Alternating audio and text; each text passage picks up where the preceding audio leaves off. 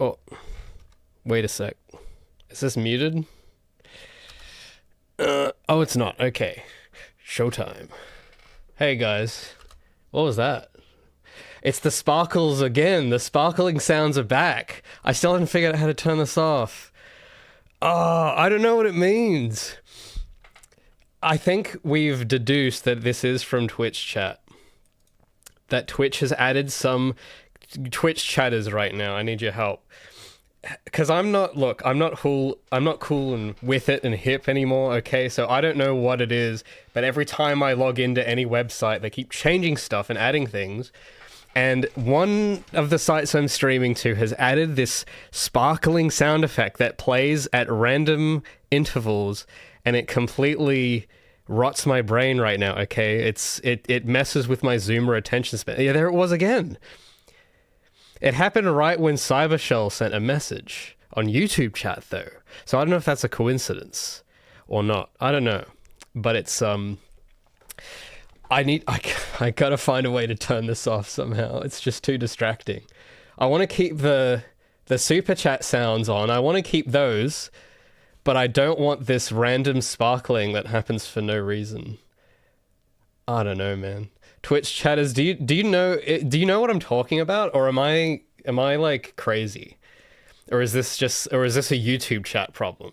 I don't know. I don't know anyone that's like savvy enough with either of these platforms to tell me what it is. Cybersol says, I think it's him. Need to see some ID. I'm sorry, I don't have my ID, officer. You'll have to facial recognition me. Hey, Final Space. Can hear you snorting illicit substances. No, you can't. Shut up, Cloester. You can hear nothing.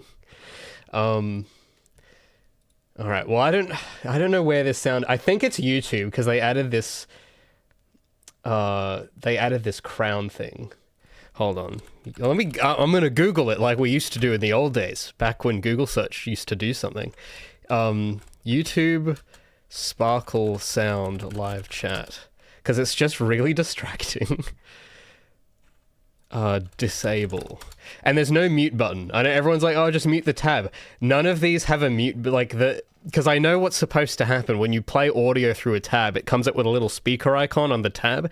This does not happen with this, okay? There's no little speaker icon to click on that can help mute it. So I don't, unless I don't know if there's a right click. Oh, there is a right click. Okay, I'm going to go mute tab. All right, never mind. I've now muted them, so maybe we'll see what happens. Oh wait, I muted the wrong one.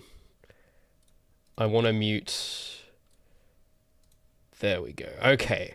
How's everyone? Sorry, I've had my boomer tech moment, my ritualistic boomer tech moment every week. Hold on, where's the? I'm trying to find the mute. Okay, there we go. I got the mute button. I've got it, guys. See, I'm not old. I'm cool. Hey, hungry duckling. I hope you don't stay too hungry. Hey, Cosmic, good to see you. So, progress for this week.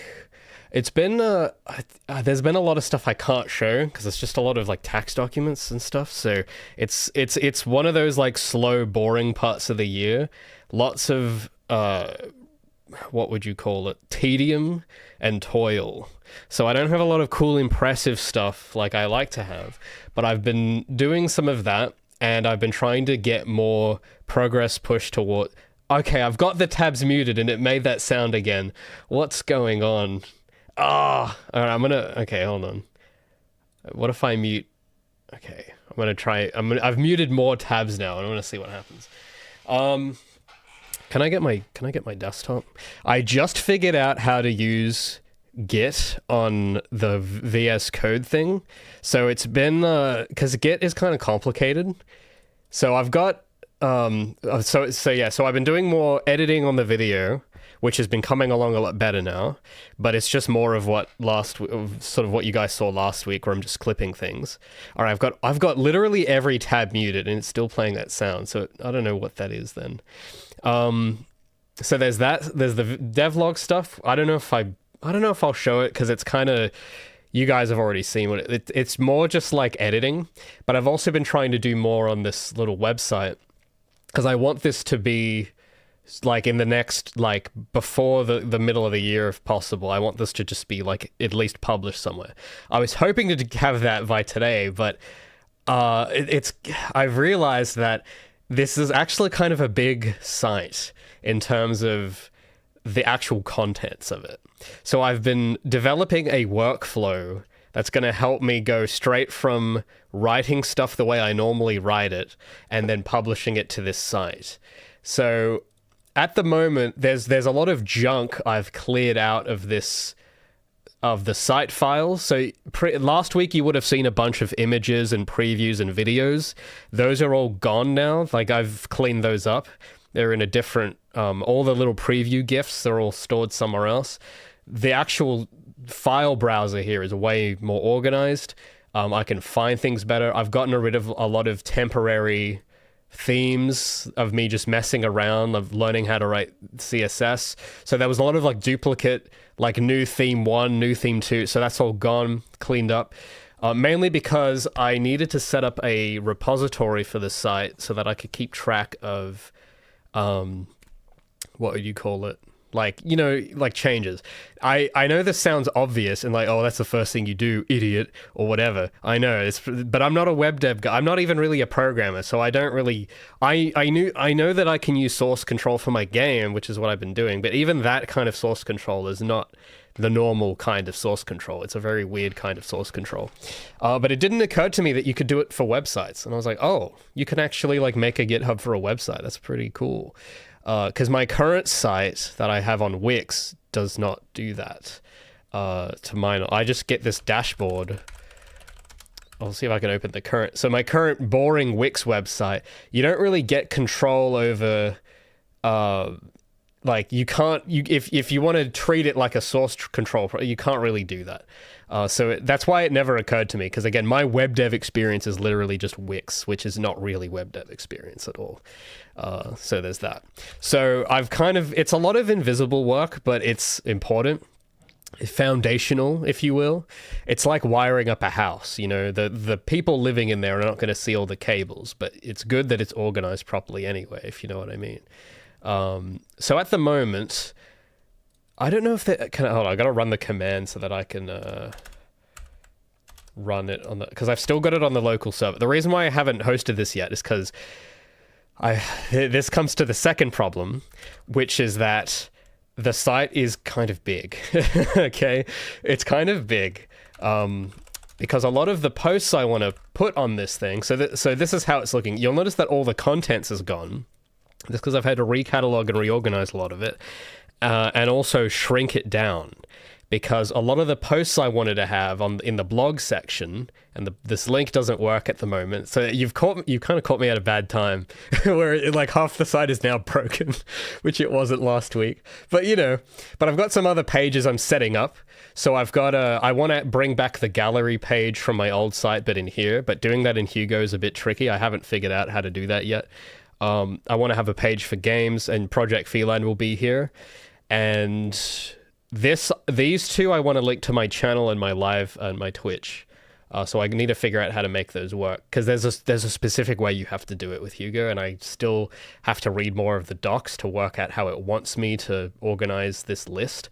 But in terms of, so you'll notice that all the posts have vanished, but I've moved them instead to a completely other directory in my Obsidian vaults. Now, I don't know how many of you have used Obsidian, but it's pretty cool. That's what I've been using for the last year and a bit to organize all of my devlog scripts and notes and journals and what have you. And a lot of the writing for the game. I used to have this big Word document that was a pain to navigate. Now I do all of it in Obsidian because it's just easy to organize, and it looks better because you can actually, I don't know what it is, but Microsoft Word's interface just sucks. Whereas this is like, you can choose what font it is by default so that every new document you make just it isn't embedded in the file itself. It's just, you can customize how the theming is. You can make it dark or whatever. It's really cool. And you can install a bunch of plugins too.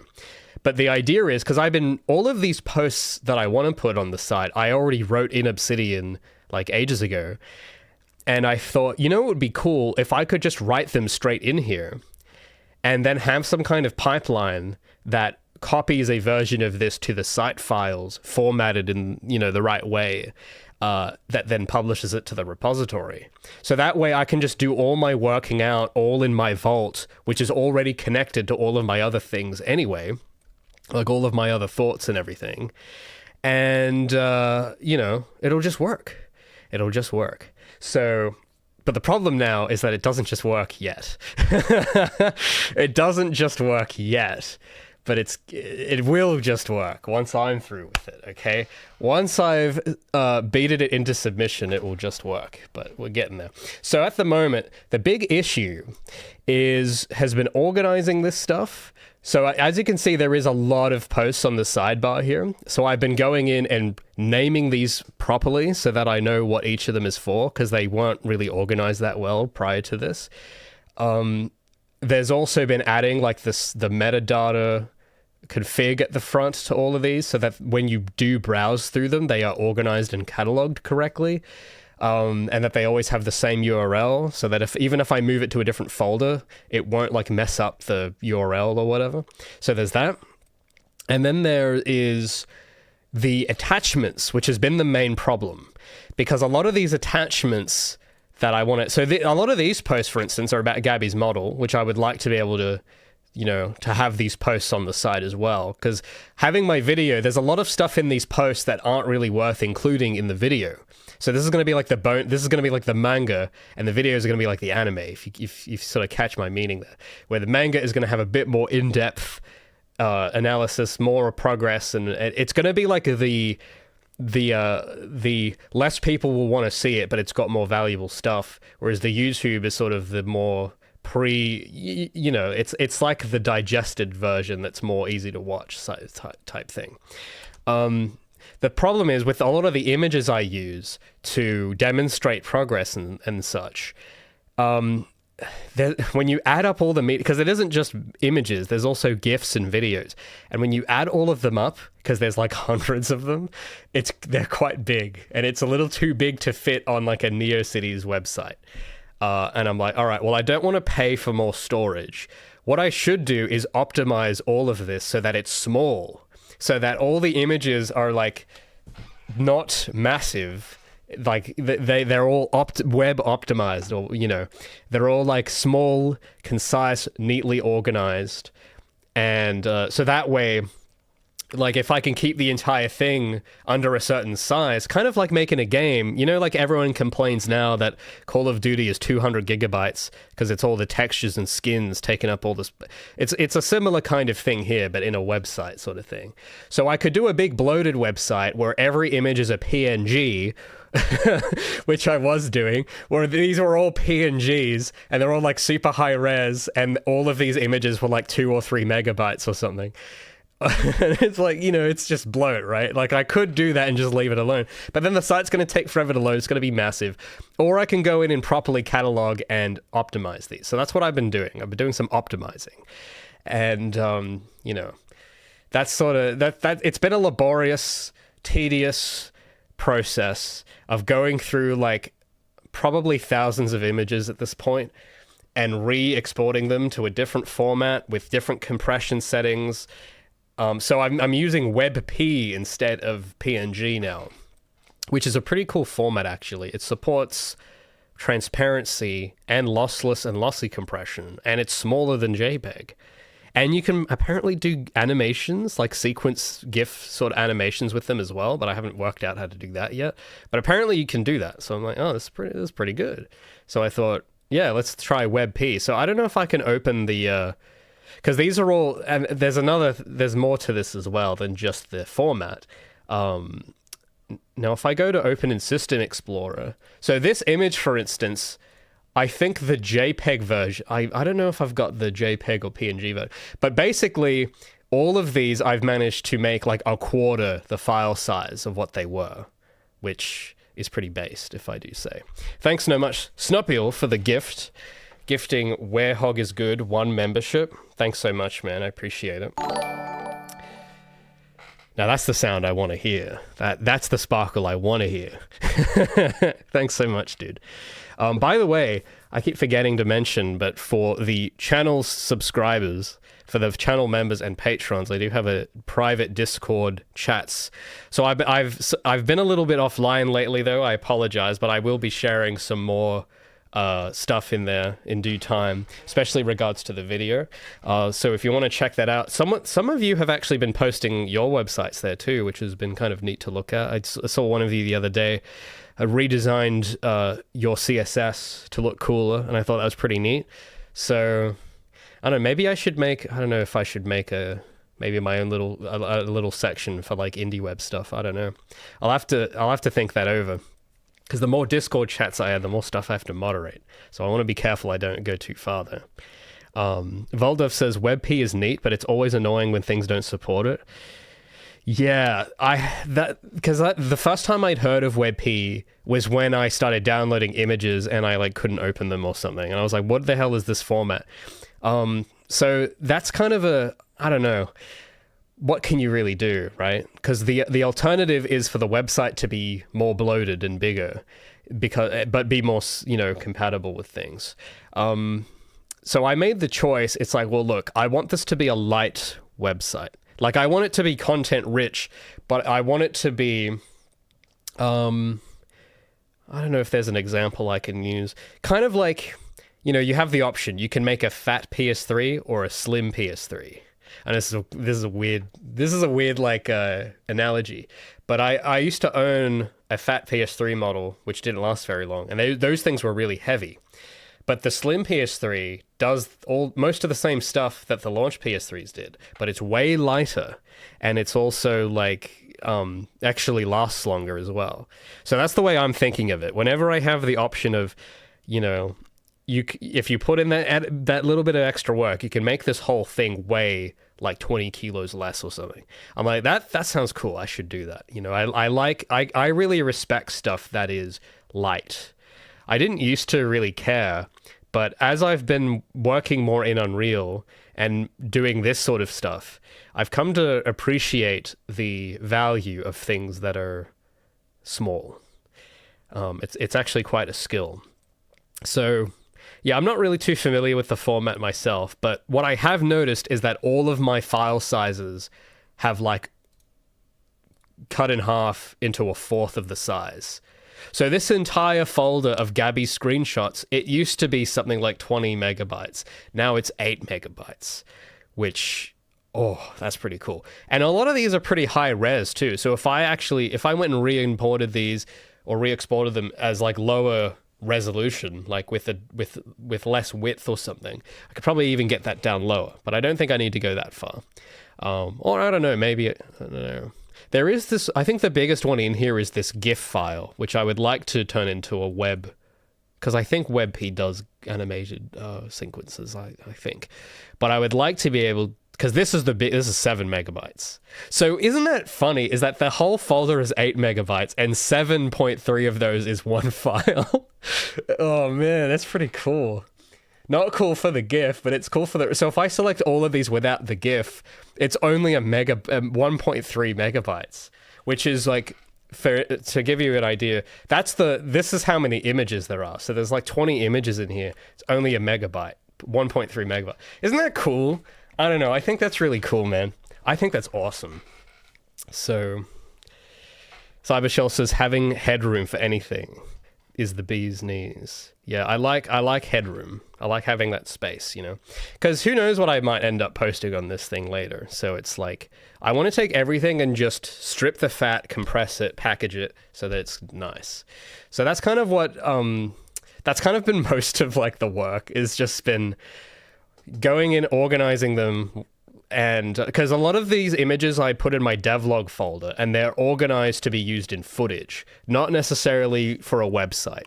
So I had to reorganize a lot of these, and and re-export them in the right format. So that's been kind of, it's tedium. It's just tedium. So it isn't. I don't have any cool, real exciting stories about it to share. It's just tedium, and learning how to then use Git. So I had to make a GitHub account and figure out what the interface is supposed to do, and then figure out how to make a repository using the terminal as well. So it doesn't look exciting, but hey, I know how to use the terminal now, so that's pretty cool. Now I'm a coder. I can use the terminal. Isn't that sick? I can use source control without a big bloated UI now. So, well, not really. I only just did a commit this morning, but I still have no idea what I'm doing. So, yeah. So, but I'm working it out. Coesta says no headroom for Raymond. All the room in his head is filled with the voice. Shut up. Shut up. Yeah, he's right though. WebP gang. Yep. I guess so. I guess I'm joining the WebP gang. But can you, Voldov says, can you move an image without the entire layout changing? It doesn't really work like that, I don't think. So the way this works, if I go to source mode, it's literally, you can't really move the images. Like, it's not like in Wix where you have a transform gizmo and you can move the image. It's not really like that. I actually kind of like that it isn't like that because it gives you way too many choices over what you can do. So all I've done is just put a link. Now this is something I'll get to in a bit.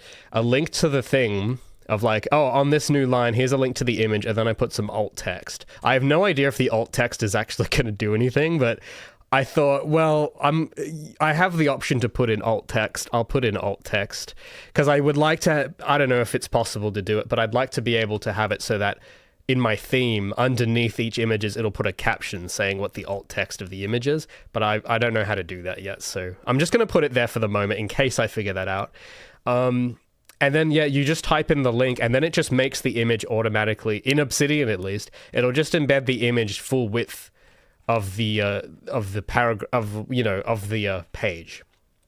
Now, in Obsidian, it isn't quite the case. You have to make the theme do that, where you've got I've got that in my now it won't show here because I haven't put any of these posts into the site files because I don't want to add these to the repository until they're organized.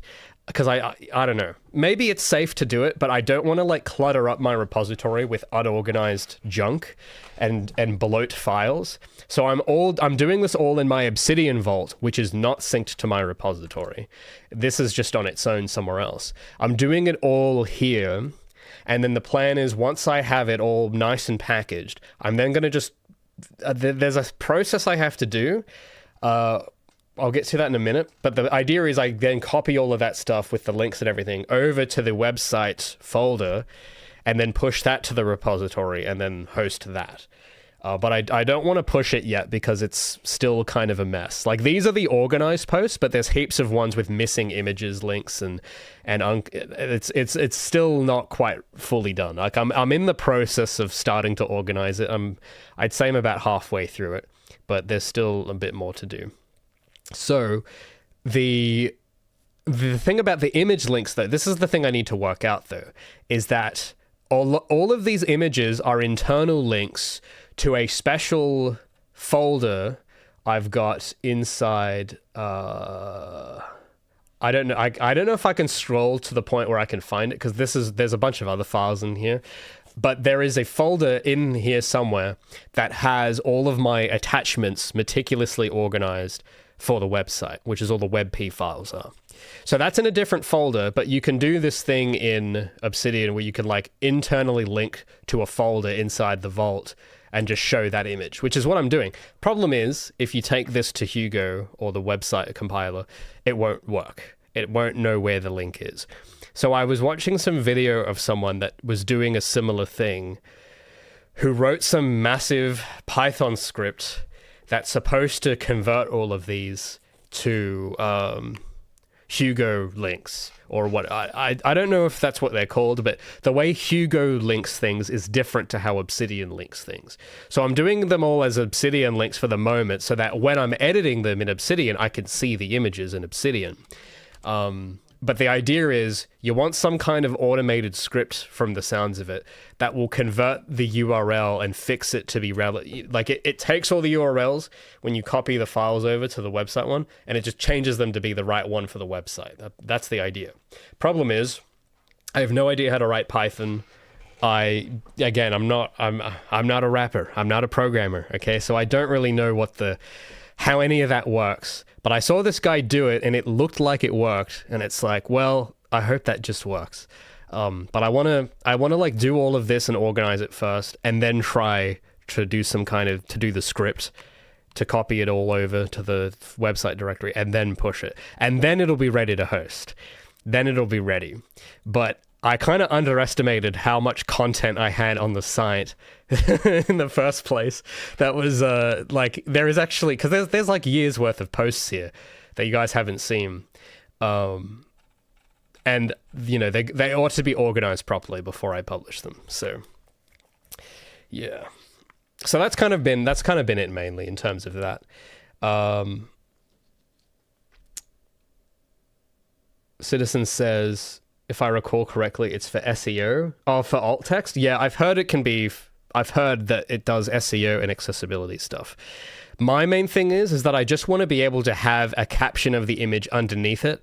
And I thought, well, I could write a caption, or maybe like considering that images have to have alt text anyway, maybe in my theme I can do something where it gets the alt text of the image and displays it underneath. So that's, I don't know whether I can do that or not. I don't know, because I think if you hover in the site, if you hover your mouse over the image, I think I've seen this on some websites where if you hover your mouse over it, it'll like show the alt text or something. So that's I think even if I can't get it implemented the exact way I want, it should be a benefit still. So yeah, so unfortunately it's not live yet. You still got the boring website. I can see you guys trying to do the website command. You're still going to get the boring Wix site for now, but now I know there's a light at the end of the tunnel now where it's like, all right, well, I've got all the styling which was the hard bit. I got the styling out of the way. That's kind of done. Now it's just content management. I guess they call this content management. Now, I know that usually site builders will have their own way of doing it, which is why it's usually, if you do WordPress or something, it's quicker. But what I'm basically doing is my own content management system for this. So that's why it's taken a little longer, but it means I can control exactly how it's organized, and I can make it like very de-bloated, which I think in the long term, it means it'll take a little longer to set up, but I think it means for you guys, when this does go live and you can start looking at stuff, it'll mean that the page should, in theory, load a lot faster. And it also means, in theory, that it should be a lot cheaper for me to host the website, because the website itself will be smaller.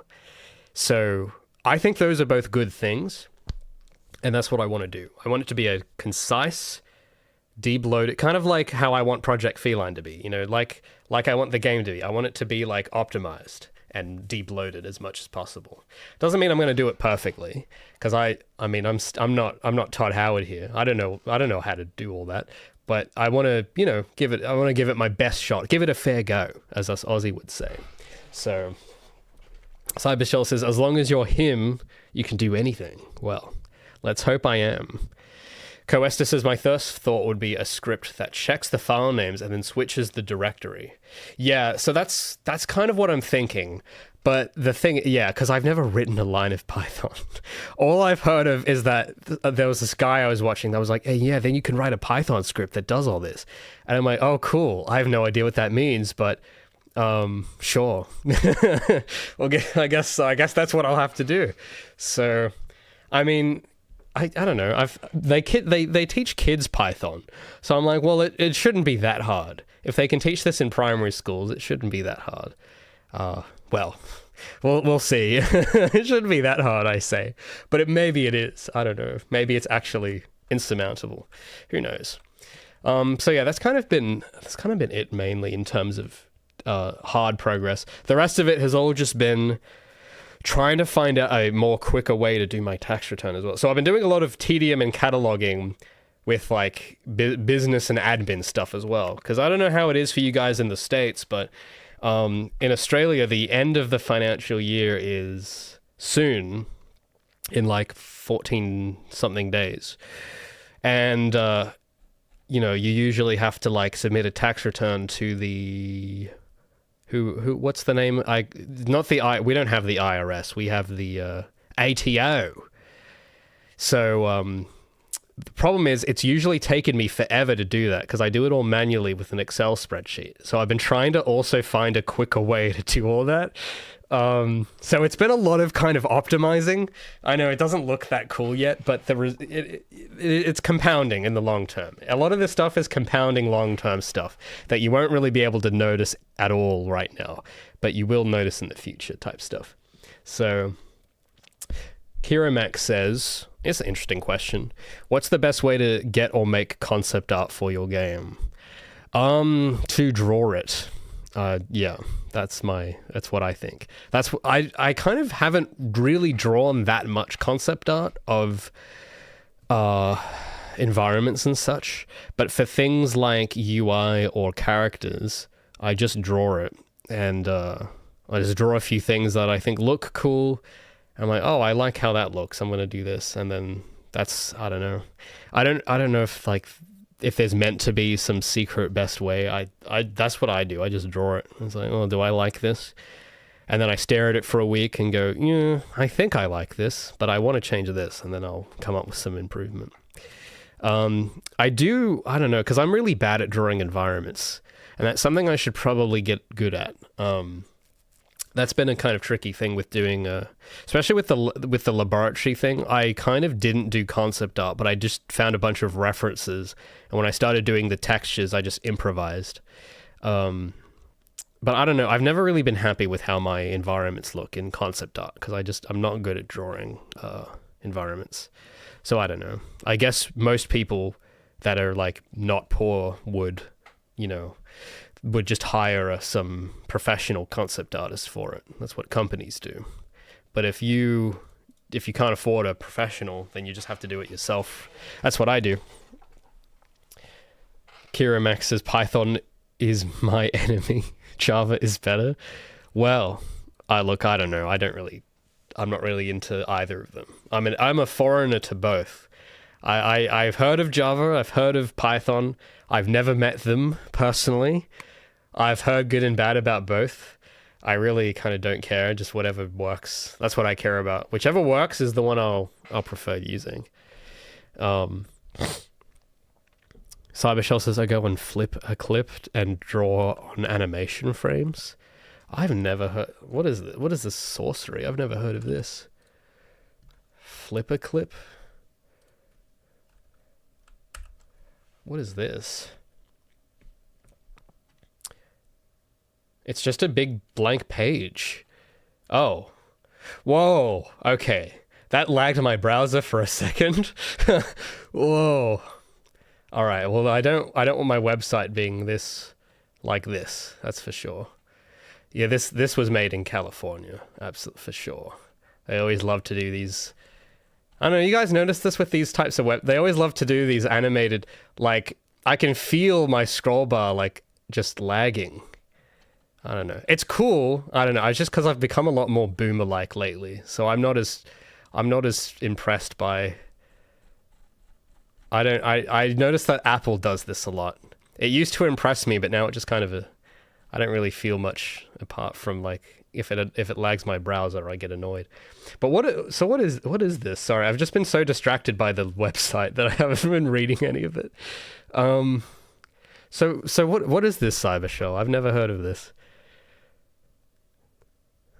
Yeah, it does give you epilepsy. Yeah, I should have put an epilepsy warning on my stream. See, like this thing it's doing here with the goo, it's like stuttering so much. Animation takes a lot more drawing, so it's like I have to scroll so much to read. I'm so distracted by the visuals that I'm not reading any of this. Each frame can have up to 10 separate layers. So is this an animation tool? Sorry, it's just because there's so much. I'm so overstimulated, I can't read. I guess this is an animation tool, right? I think that's what it is.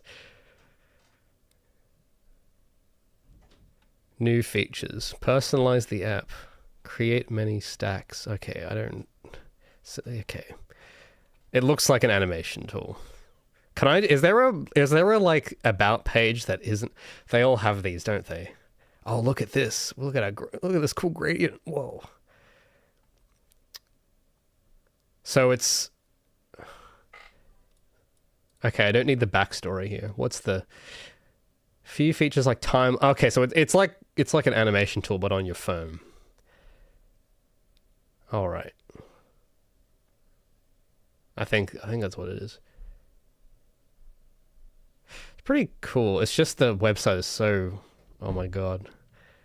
Do they have this at the end of it? Okay, they have this little animation at the end of everything, don't they? Hold on a sec. I wanna try something. What if what if I just turn off all the styling? There we go. That's much better. Okay, now I can read. It's now boomer proof. Now I can read. Oh, no, all the images vanished. Hold on, the entire site just vanished. See this big scroll bar on the side? I don't know if you guys can see that. Hey, wait, where we go? All right, there we go. Okay, now I can read. So, first version had just a few features like timeline and canvas, but they believe this app could bring inspiration. Okay. It's just because I'm sorry. It's just I'm so overstimulated by stuff like this now. I guess if you use TikTok every day on these phones, I guess this would be normal. But see, this interface looks kind of cool. But I can tell this is an older phone. It's got physical buttons on it. It's got a nice look at that skeuomorphic design. That's pretty cool. So Cybershell says, it's a little app you can animate on frames, but use it like a brainstorming place to sketch ideas. Huh. Okay. See, like, because I just use a sketchbook. So I don't... I was kind of taken aback when I was like, oh, I use this for concept art, and I get this big, like... I get this big thing for an animation tool. I wasn't... That's why I was so shocked. Because I just use a sketchbook. So I don't know. I guess I'm a bit low-tech. I'm old school. So if... Oh, I think... Wait a minute. No, I think I get what you mean. I actually used to do a similar... Okay, don't laugh. I used to do a similar thing... Because I think I think I understand what you're doing with this. So the idea... I think the idea is you, like, use each frame to do a different sketch or something. Like, you make a timeline and each frame is a different variant or a different sketch. I think that if that's what you're doing with it, now it makes sense. Because I used to do a similar thing with PowerPoint when I was like 7. I used to draw like vector graphics in PowerPoint, and then each slide I would do a different drawing. And I had this one big sketchbook that was like a PowerPoint a .ppt document, and each slide would have a different drawing of some vector art with the freeform tool. So that's what I used to do. We didn't have these fancy San Francisco website app things. We didn't have those back then.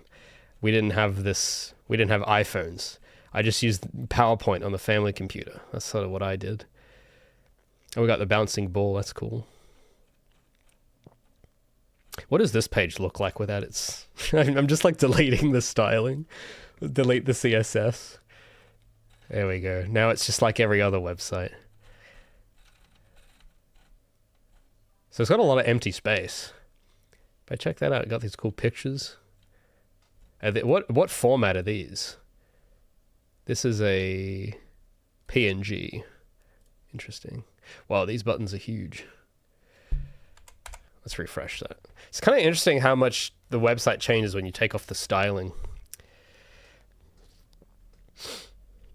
Cybershell says, yeah, like the slide could be a character, another could be a story. Oh, okay, yeah, right. Okay, now I get it. I get it now. It makes sense. So yeah, sorry, I was just very overstimulated by this. But yeah, it's pretty cool. What was that? Just had this loud noise. All right, well, I don't know, because I don't... Well, I would check it out, but I don't use a smartphone anymore, so I guess I'll just stick to my sketchbook.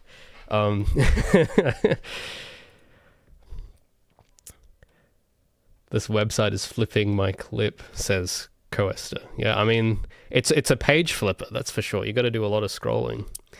But yeah, what... I guess because, yeah, I might end the stream a bit early today because I don't really have much else cool. It's just been a lot of invisible work, but there was something that someone sent me that I guess we'll talk about just for a little bit, because I thought this was rather interesting in terms of some game dev topic type stuff. I don't know if you guys have seen this video. It was showing up in my recommended, and then a few people have sent this to me as well. Apparently, I mentioned it as well. But there was this video that released by an Australian YouTuber called Shredded Nerd. I've seen some of his videos before. He's got this cool interview with Marty O'Donnell from Halo. It's pretty cool. Now, I'm not going to watch it all here like a React streamer, but he did this I don't know if you guys have seen this video. Some of you guys have sent this, where he kind of asks why... Well, it's an interesting topic that I in the back of my head, I've been thinking about a lot, but I didn't realize how many people cared about this sort of thing.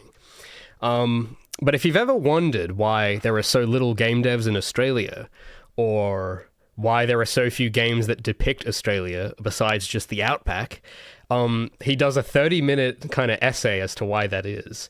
And it's quite interesting. But there was a part at the end of this video that really resonated with me personally, where he talks about why, when you think about any big game getting made, I don't know how many of you guys have even heard of an Australian game, like, at all. Because this is something that I think about from time to time, especially after my Screen Australia saga. That's something I had to think about a lot, where I'm like, wait a minute. Things in Australia are a bit different to everywhere else. So I think for a lot of you that watch me, I imagine you guys are mostly in either Europe, Germany, UK, or America somewhere. I think most of the people that watch me are in specifically California for some reason. So I don't know if this is something you guys ever notice, but you think about the games that you guys have over there. You've got like Halo or, well... I don't know, because I don't really pay attention to what's trending at the moment, or like Helldivers or what have you. Whatever trending game, what you will notice is that they all either come from Europe or America or Japan, usually. It's very rare that you see a breakout hit game coming from Australia. And, this is something I think about, because obviously, I mean, that's something I'd like to try, but I didn't realize that being in Australia was actually kind of a massive... it does change the game a lot in terms of like what you're able to do, and he actually later in the video explains a bit as to why that is. Coesta says it's because Americans don't find Australia exotic, which is true. It is a bit true. No Makes is in California. Yeah, I thought so. Cybershell is in Florida. Never heard of an Australian game. Coesta says the only Australian game I can think of is Hollow Knight. And we've got a Voldov here from Sweden. Well, I've heard of some big games from Sweden too. Kira Max says add a secret level where the entire level is just Australia. Well, actually, this video kind of... I'll link it below if you guys want to watch it once we're done here. Because it is quite interesting. Because he does observe that in the Australian landscape, not in the desert, which is like not where most people live... there actually is a lot of untapped potential, because it is a very aesthetically beautiful country. But the thing that's interesting, because that's not Australia, that's like the Swiss Alps. This is what Australian mountains look like, for instance, There's no real shop. Everything's kind of eroded. It's been around geographically. It's older, I guess. Like, it's been weathered by the elements longer. We got different types of trees, and...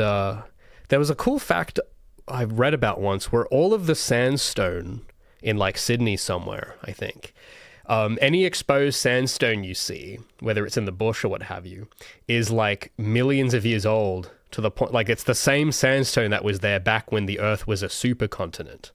So there's some cool lore. There's some cool lore with Australia. But part of the reason, I don't know if you guys have ever wondered this, but this is something I think about as an Australian.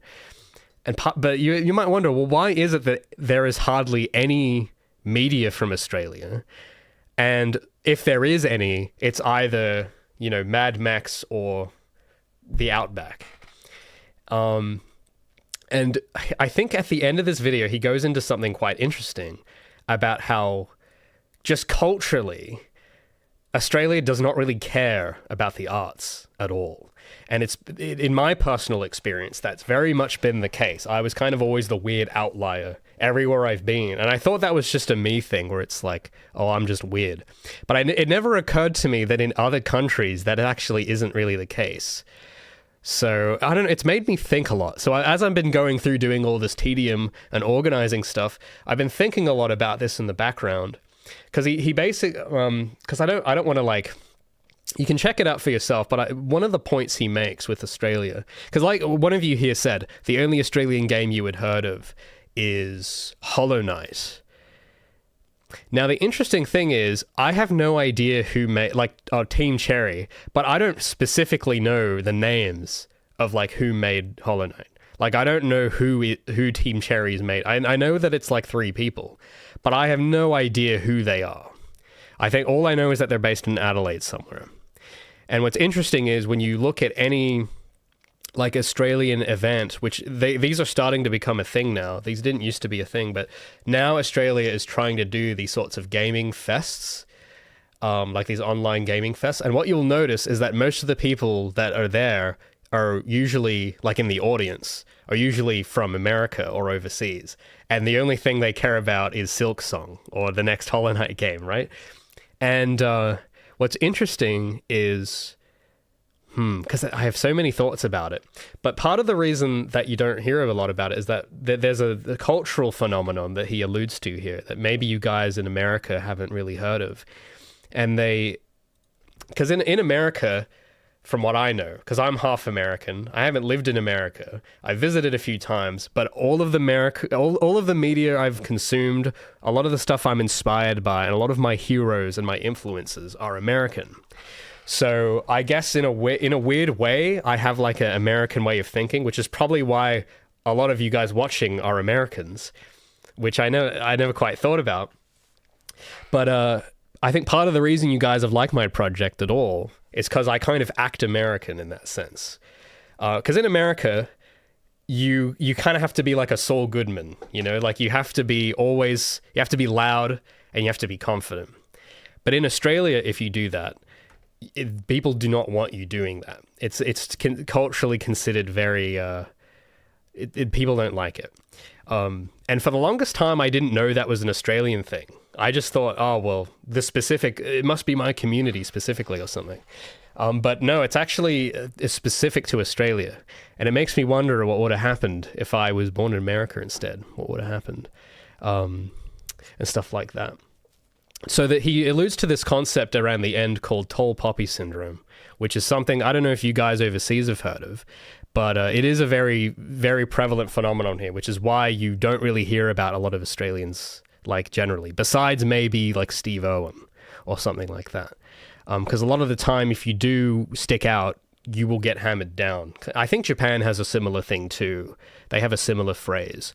So he goes into a bit of why that is. But I don't know, it was, I just thought it was kind of an interesting point because I'd never heard anyone bring it up. And I don't know, it's just something that has always been bothering me that I never realized. And I just wanted to, the reason I brought this up at all, because I don't know if I've got no clue if anyone in my chat's Australian even. I know that maybe there's a few people, maybe a few here and there, but I know that's probably not most people. But I would say to anyone that, you know, might be in trying to get a game made in Australia that watches me, for the few people that do that, if you've ever wondered the same thing, my thoughts on the whole thing are, I think the reason why you don't really see it happen is partly because of that cultural phenomenon. And the reason it doesn't lead to a lot of great games is that as I've been working on Project Feline, I've come to notice a lot of the research I've been doing on things like Gabby's model, for instance, like to make a model like this that looks this cool with like I'll get the finished version. This is just the work in progress.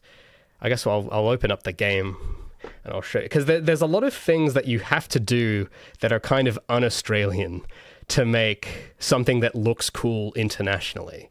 And I think that is part of the reason. So Shredded Nerd's video, he kind of talks about, well, we need more. Why is there nothing happening here? We should do something. I think that's sort of the message of his video, is that he's encouraging Australian devs to do more. But I've always had my doubts that would ever happen for some of these reasons. So I'll open up the game for a moment and try and demonstrate what I mean. And it's I don't know, I just thought it was kind of interesting, and I thought I'd just share some of my thoughts this week on it here before I get going. Sorry, for whatever reason, my eyes have just gone full kaleidoscope vision, so I'm trying to read your username here. Wan says the nail that sticks up gets hammered down. Yeah, so I've heard that I think it's in either China or Japan, that's like a common saying. Australia, it's called the tall poppy syndrome, where the poppy that sticks up gets cut down to size. It's very egalitarian, because Australia is very egalitarian. Whether you like that or not, it's whatever. Me, personally, I'm not really a huge fan of it, because if you want to be exceptional, you can't, because you have to... If you want to do anything that's really cool that gets noticed, that's considered like, oh, yeah, you think you're better than us? Which, no, I don't know. It's just that I want to make something really cool that stands out. And it's like, nah, can't do that. That's sort of how it is. Like, if you try and do that in Australia, it's not, no one will like you. And if you want evidence of that, I mean, you look at the Australian devs that commented on my Screen Australia video, and you will notice that all of them... you'll see it. You will see the syndrome, where instead of engaging with the points of, oh yeah, it is kind of weird that the government can't spell or number their clauses properly. That's the stuff I think that's important. But what you'll notice with all the Australians that messaged me is that they were basically thinking, it's like, oh, well, you're an idiot. You're a dickhead. That's the argument. And it's like, well, okay, you can think that, but that's not an argument. I'm sorry. But, you know, I didn't realize that was cultural for the longest time. It bothered me for a while. I was like, why is that the best argument people have? And then I realized that, oh, I keep forgetting I don't live in America, like the other people I watch. Because in America, I don't think this really happens. So that's why you get a lot of outstanding talent. That's why you guys have a Jason Jones or a John Carmack, or what have you. You know, like you've got famous people over there that are recognized for their merit, and you don't really get that here. And I think that could change, but the attitude of resenting people that are trying to be outstanding, something about that does need to change, in my opinion, if we want to be more like that. Now, that's a question in itself, if Australians even want to do that at all. Which I think I don't know, maybe a lot of them don't want to. So that's, it just means you won't get any outstanding games, which, if that's what they want, that's fine. But that's not what I want. But I'm an outlier. I'm half American, so I guess my opinion doesn't really count. But to get a physical example of this in play, I'm going to go back to the level for a minute and try and show you what I mean. Because I could try and explain this in like a highbrow way or whatever, but it's not... I don't think I'm going to do it justice unless I show you what I mean. Because this is something that's kind of been at the background of Project Feline this whole time without... And I never noticed it until Shredded Nerd kind of opened my eyes to it. And I was like, wait a minute. Huh. Your environment actually does play a huge influence on everything. It's actually quite big. That's why, that's like a lot of the stuff I've been studying, like this art style is a Japanese art style. A lot of the books I've been reading on design are either German or Swiss books. A lot of the, like all of the website stuff I'm doing has been from articles written by Americans, usually. And I don't know, I just never noticed that it was like, so like you guys had it so different there, I guess. But to show you an example what I mean, so this sort of stuff I've got going on, like every time I show this off, and I'm really proud that this is the case now, because when I used to show footage of the game, usually, you have a handful of people that say, oh, this looks kind of cool. And then the other half would be like pointing out, oh, well, this is broken, this is jank, this is bad, this sucks, or whatever, which is helpful. So I try to address that stuff. And now I've, as I've been working more on it, right, and I've, done a lot of tightening up on Gabby's model, for instance, and I'm like going at a completely different approach to building levels with more intention. I keep using that word intention, artist intention.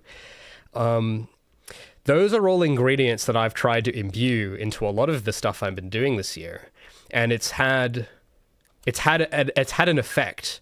So, because now that I see, like every time I show this in chat, you like even last week, one of you left a comment saying, "This Raymond cooked. This is amazing," which is great news. Like that's awesome because it means that I've done it right. And the brilliant thing is, you won't notice why it looks good, but you will know that it looks good and that you will like it. Now, the thing is, to do that, to achieve that, and maybe this, I don't know, maybe America is struggling with this same problem. Because I noticed that a lot of Americans will think now is that, oh, well, you can just do that with an AI, which you can't. You can't do that with an AI. You have to do it by caring a lot about every little detail. That's the ingredient, I've noticed, is to have such control over the space, such dominion over the space, that the only thing the player sees is what you have intended to put there. That's, for me, has been the ingredient of why this game suddenly looks better for no reason. But there is a reason. But, you know, for those that have been maybe not watching all the streams, you would have seen the game 6 months ago and you see it now and it's like, what? This looks so different. And the ingredient, it's like SpongeBob, you know? The secret Krabby Patty ingredient is love. You know what I mean? Like, you know that episode, one of you told me about some old SpongeBob episode where you've got the episode where he competes with King Neptune to make Krabby Patties. And King Neptune, he's just sort of like doing the Indian street food style where he's like backflipping, doing burgers in the air everywhere and just sort of magically mixing them into this big batch of burgers. And then at the end of the episode, when the cook-off is finished, Neptune has cooked more burgers, but they all taste awful. And then SpongeBob has just made that one little burger, and he's like tucked the pickles in under the cheese and read them a story and done a little smiley face with the sauce and all this stuff. And King Neptune takes one bite of it, and it's so good that he has to spit it out and take another bite again because it was so awesome. And I know that's kind of a funny, like, oh, it's just a kid's show. But that is really so true I think, of anything good, is that it has to pass, like, the Krabby Patty King Neptune test, or it has to be so good that you'll want to regurgitate it and take a second bite. You know? Kind of like with a good game. If it's really good, it's like, I gotta play that again. Or if that level was really good, I gotta play it again. It's so good, I might have a second bite. That's the reaction you want. So to bring this back to what I was saying with Shredded Nerd's video here, which I thought was interesting, is I think those two things are kind of related, because I've struggled with this so much, trying to get to the point where I'm thinking that way. And not wanting to just leave it, it'll be fun. Like, there is such a strong impulse to not do that and think, oh, well, no one's going to notice. I will just skip over this. No one's going to care. And I didn't realize that impulse is a very Australian impulse culturally. That it comes through in like it's very much the culture of like she'll be right, mate. Just relax, it'll be fine, but it won't. And I think I think that's probably part of the reason why most of you have only heard of one Australian game, which is it's probably like Hollow Knight or Fruit Ninja or one of those two. That's probably the reason why, is because culturally, to make something that is outstanding in the craft of game development, you have to care about everything. You have to believe that it won't be right, mate, unless you make it right. But that is not how, at least from what I've experienced, is not kind of the culture here at all. Everyone just wants to kind of do... They want to go to the beach. You know, they don't want to stay long after work. They want to go for a surf. And that's, you know, that's fine. But it's like, video games as a product, like, it's a very technically demanding, complicated product, which is also the...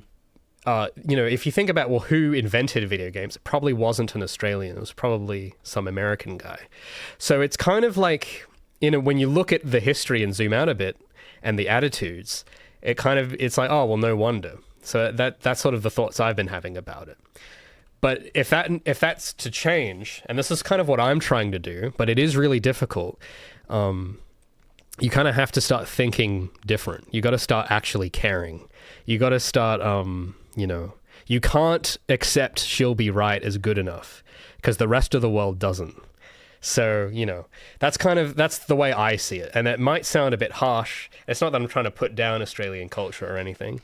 It's just, it's different, but it means you get different outcomes. Now, Australia probably has lots of great outcomes that America doesn't have, like, you know, other stuff that isn't game development. But in games specifically, which is what I care about, I don't really pay attention to the rest of... I'm not really a politics guy. I don't really pay attention to the rest of it.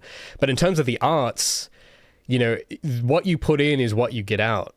So if you put in the tradie, she'll be right, then you'll get, that's the outcome you get. And most of the time, if you're competing internationally, it's not interesting enough for, like, if you're competing against, you got a game that's like, it's got first person shooter mechanics and it's got aliens. But it was made by people that are like, oh, she'll be right. Oh, we got a bug with the ammo doesn't count up. Oh, just leave it, or whatever. Just a bit of an exaggeration, but I have dealt with this before. But if that's what you get and you're competing against Halo, then Halo's going to win.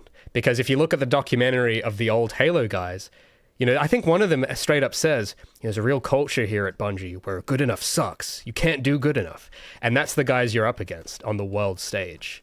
So it's, I've been noticing this for a while, but I didn't know how these two ideas combined until I watched Shredded's video about it. But I thought it was just so interesting. So anyway, I know it's maybe a bit tangential, but I thought as an Australian game dev, maybe I've got an interesting perspective on it that maybe you guys hadn't thought about. Stinky Boy says video games were made by John Video Game. Well, of course. You see, yeah, absolutely. Now, I'm going to guess that John Video Game was probably in America when he came up with that. Actually, let me look up John Video Game. Who invented video games? Because what have Australians invented? Like, we did Wi-Fi, like, 20 years ago, and that's it, really, in terms of... And the Sipar straw.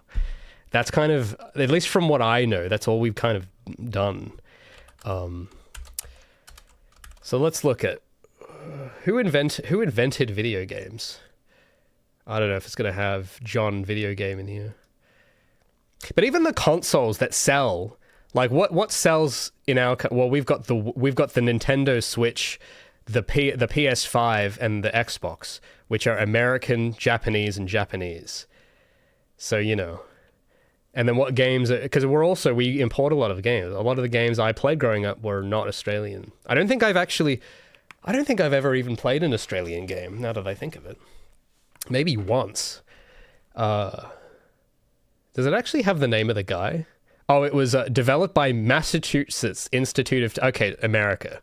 Yeah. Developed by the Space War in America. So that's what I thought. But anyway... 20 years ago? Oh, maybe it was more than 20. Maybe 30 now. Yeah, my sense of time is not great. But you know what I mean, right? I don't know, when was Wi-Fi invented? Because that, 1997. So 28 years ago. So I was 8 years off. Kaya says, to be fair, you're a young nation. That is true. That's very true. What I didn't realize as well is that that whole being a young nation thing actually affects a lot more than just our video games. Because I went down the rabbit hole a bit. I was like, last night, I was up thinking about this. Because he makes I thought he made some quite this is one of the best videos I've watched in a while. And he made some very articulate points about why even the games that represent Australia are made in Sweden. Like, they're not made here. And that we used to have a games industry in the 90s and 2000s. And the thing is, I was too young to experience that. But I do remember when I started, after I had dropped out of school and I started interviewing around to study game development, I just missed the golden era. Because I remember meeting people at certain institutes that had worked on, like, LA Noire or the Lego movie or what have you. But then 6 months later, after I finished my schooling and wanted to enroll, all of them vanished. They were all gone, all in America.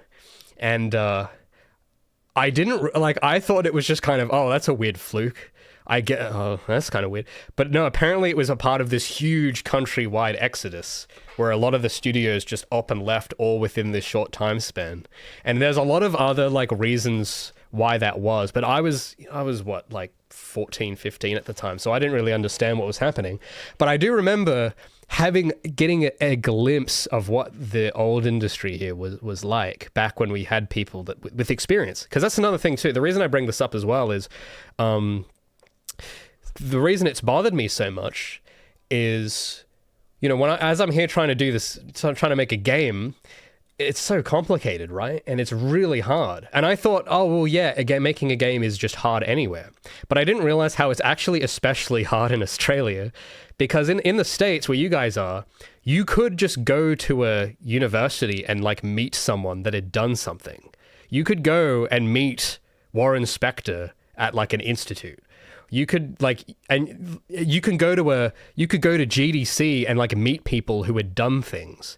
Whereas in Australia, that isn't really the case. Like, yeah, people have done things, but nothing that remarkable broadly. Nothing world recognized. Nothing world class.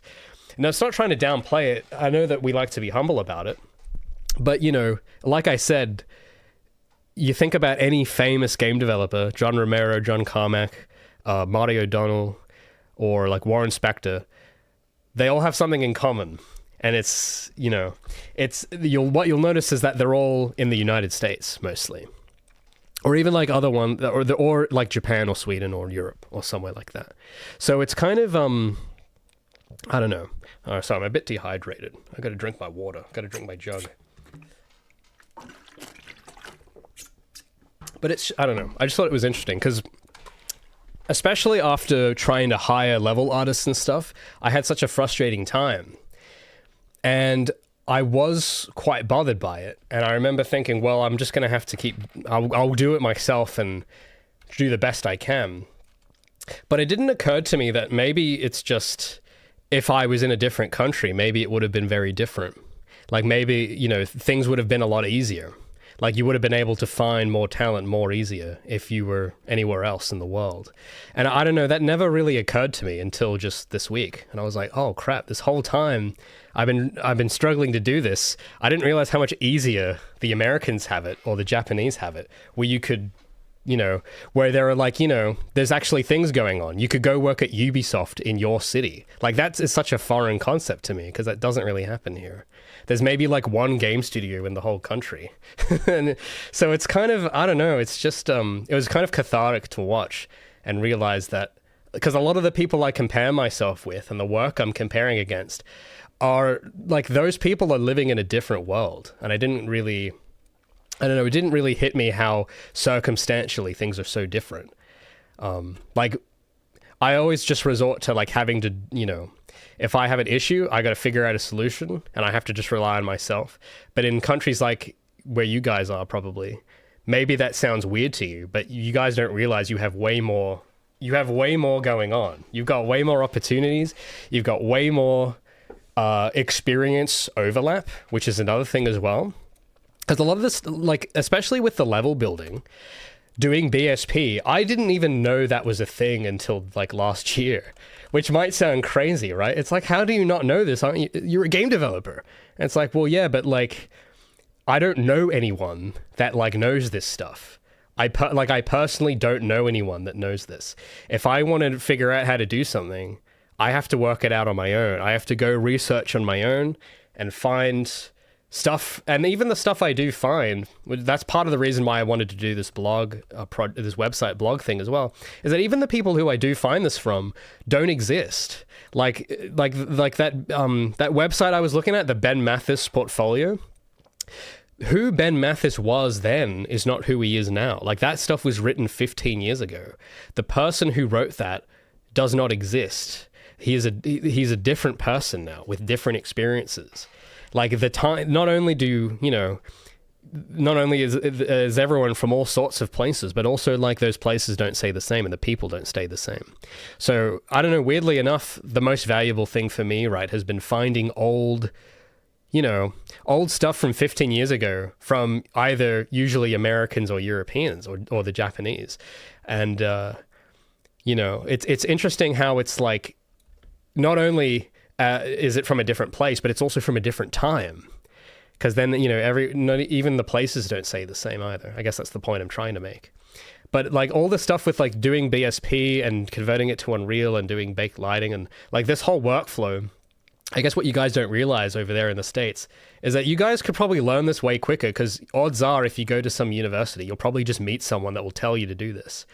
But those opportunities just don't exist. If you're down under, it doesn't really happen. So, I don't know. I just thought that was, I thought it was interesting to kind of throw in the mix there. It's just an interesting thought. This is probably not going to sound that special to most of you because you guys probably have no idea what this feels like to realize how far ahead everywhere else is. But it's just, I don't know, it's just, it's been quite interesting. And I'm thinking, oh, maybe it's extra hard for me because of that one reason. And also, like making a game is hard anyway. But I didn't realize that, for the people I'm comparing with, it's literally there's so many other variables that make it quite easy. Still not the easiest thing in the world, but you know what I'm trying to say, right? Dat Sammy says there's still studios in Australia. Isn't Talantis Bay? I have not heard of them. Like, I think most of them are small. Like what I mean, like AAA, like big, like, and I don't just mean sales office. We do have some sales, like there's an EA and Ubisoft office, but it's a sales office, really. It's not a dev studio. Game studio. I have not heard of these people. Talis Media. The other ones I have heard of, at least in Australia. This is actually a pretty neat website. This is a cool site. Oh, 94. Hold on, is this the same studio? Oh, okay, it is. Dude, I gotta look up these guys. Oh, they did City Skylines. No way. I had no idea. See, so that's the other thing. I had no idea. Because, no one really talks about it, I guess. Wow. See, because it doesn't look Australian. It doesn't, I don't know. That's quite interesting. Because, I guess, you don't really have a lot of famous studios. Because I'd never heard of this. But I have heard of some of these games. But I guess that's the thing, is that you would never know it. Stellaris. I've heard of Stellaris. Huh. No, I don't believe that. Luigi's Mansion. Huh. Oh, well, this is using, international publishers, so. I guess what I'm more referring to, anyway. But it's just interesting. Anyway. Cybershell says, it's all about opportunity in America. Yeah. I keep forgetting that you guys call yourselves that, the land of opportunity. I thought it was just some kind of, it's just like a cool catchphrase. But no, it literally, it literally kind of is. It's pretty, like, at least compared to where I am. I didn't realize, like, you guys have so much going on. It's insane. But yeah, but what Kaya said, though, about being a young nation, because that has, I didn't realize this was such a thing, but apparently this is something that's been a thing, like, in terms of, there is a name for this phenomenon of like linking the reason why there isn't a lot of high profile stuff getting made in terms of games or movies or what have you. Linking that to being a young nation, to the she'll be right, mate, I'm just a chill guy, I don't really care kind of attitude. Then there's another thing that comes into the mix with all that. There is a name for this. I think they call it, what do they call it? Because I was reading so much about this because I was so fascinated. But in where we are, there is a name for this phenomena, and I think they call it the cultural cringe, which is also coined by an Australian, interestingly enough, by an Australian poet. I can't remember his name, but it was basically the idea that because, I don't know, we don't have as big a history as the States do or what have you, there's sort of a sense of like cringing at your own culture, which I do a lot. Like there's a lot about our culture here I don't like, but I didn't realize there was a name for it. And I just thought, man, that's interesting. And I realized that isn't normal anywhere else. So I don't know. So anyway, I know this probably sounds boring, so I gotta get going soonish. I'll get back to it. But I guess for any other Australian dev that might end up finding the stream or watching or what have you, or that follows me, that's something that you ought to keep in the back of your mind and realize that isn't really the case everywhere else. Because I don't know, from my own experience, it's been quite difficult trying to make something cool that stands out, that gets attention, that I don't know. Like, I don't know how good this is going to be, but I have to believe that if I try hard enough, it'll be awesome. Like, you have to have that faith, and you have to really resist the temptation of not caring and the temptation of, like, being chill. You know, there's nothing chill about making a game unless you want to make a game that's kind of uninteresting. Like, if you want to make a game that has no real personality or that doesn't jump out at you, then, you know, there are games that do that well. Like, I know that, like Stardew Valley, that's like a chill game, but it relies on different appeal to get well known. But that's not, if you're trying to do something different where you've got a game that has a really strong, like, personality, strong visuals, striking style, striking gameplay, like, yeah, if that's something you're trying to do, and if you're Australian, then you're going to have to keep that in the back of your mind, that you're going to be going against the river, the flow of water. But if I have hope that because I think at the end of his video he says that, you know, that could change. Like, it doesn't have to be like that, but there's a cost. And if I had to think about what that cost was, it's basically the cost to go against the river and, like, not let it bother you. So that's, I don't know. I guess there's my little nugget of wisdom from the stream today. This is such a specific thing too. This probably won't apply to most of you Americans. You guys are fine. You guys are probably doing great. But if you're in Australia trying to do something like this, just don't have the courage to go against the river. And if everyone's going to try and tell you to not care, just don't let that in. Just ignore that attitude and try and go against every instinct you have and care as much as possible. And then maybe you'll be the next Silksong. I think if I had to guess, that's probably why Hollow Knight and Silksong is so famous everywhere else, is because I haven't even played it, but I can tell from the trailer that those guys cared so much. And that's quite hard to do in this environment. So I don't know. That's kind of what I wanted to say, really. Smiley said, even if I were inclined to make a chill game, it would still be intense in real life making it. Well, yeah, because that's a good point, actually. Because not only does the actual, even the aesthetic aside, like, I've got my game is not chill. It's not a chill game. It's a very sweaty game. Like, it is not chill. Okay, it's like, you got to play this with all your vigor and enthusiasm. But even if that isn't the case, even if you wanted to make, like, a chill fishing game or something, building it have to not be chill. You have to actually, just from my own experience, and this probably sounds kind of obvious to maybe the Americans watching, but I've noticed that to make good stuff, you kind of have to be constantly agitated. You have to be like in a state of constant being annoyed and being bothered,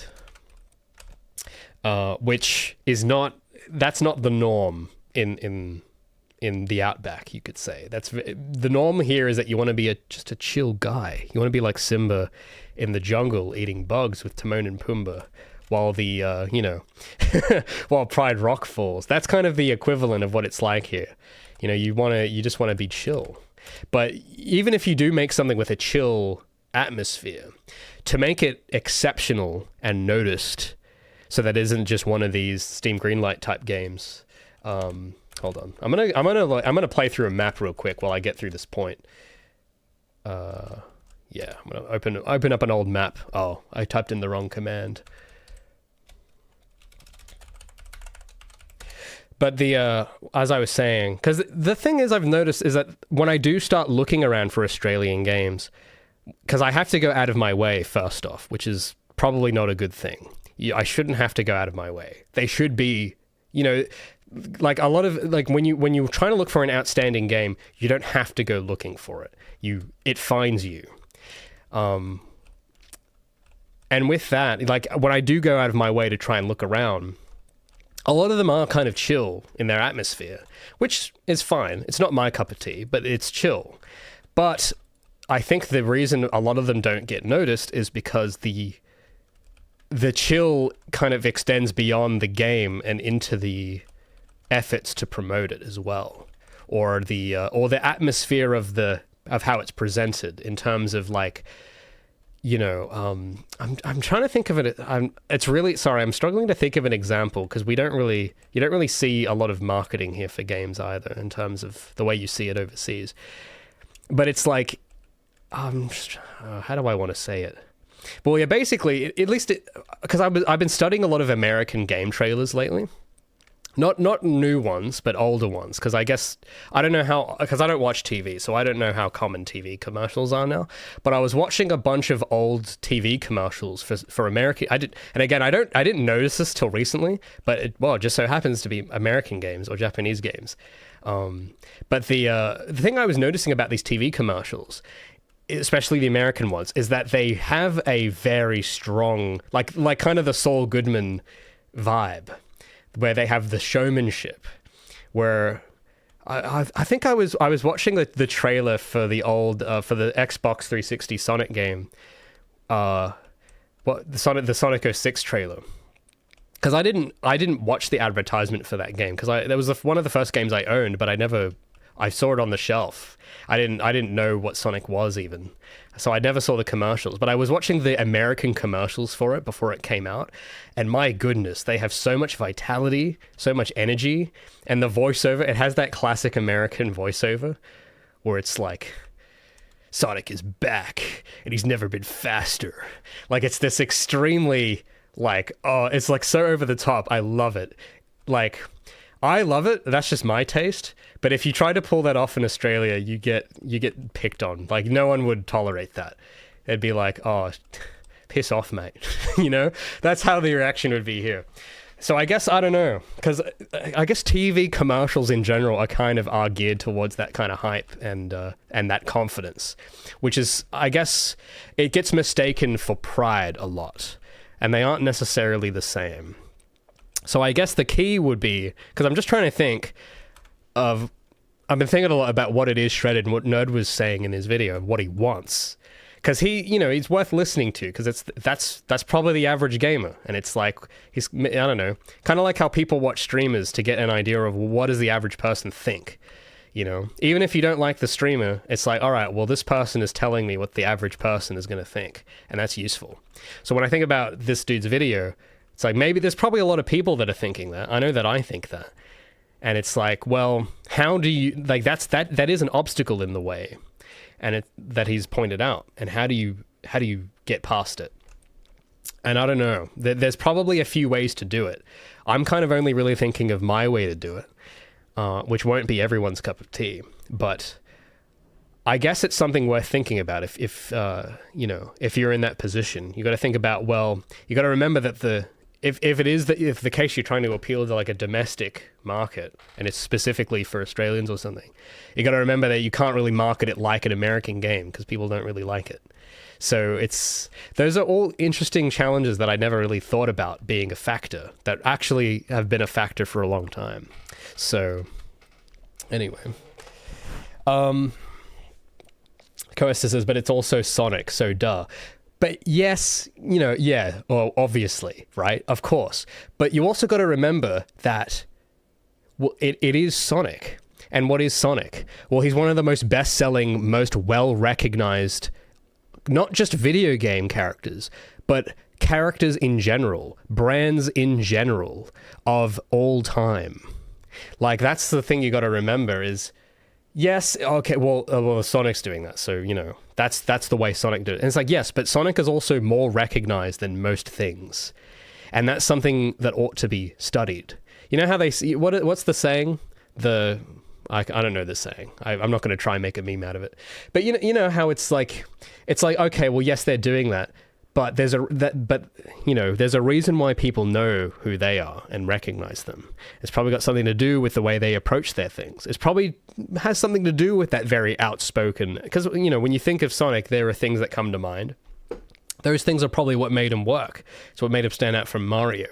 Mario kind of still has that. He seems like a bit of a chill guy, Mario, but there's a more, I guess he has a very, I've always found Mario, he's got that kind of, I don't know what the word is for it, but he has a more silent confidence to him that I think is more, I would say, is more characteristic of the Japanese personally. I've noticed that they tend to have that a lot.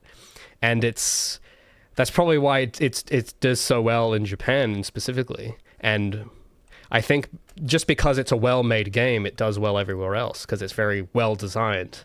But Mario, the thing about Mario that's so cool is that it's quieter than Sonic is, but it isn't like not caring.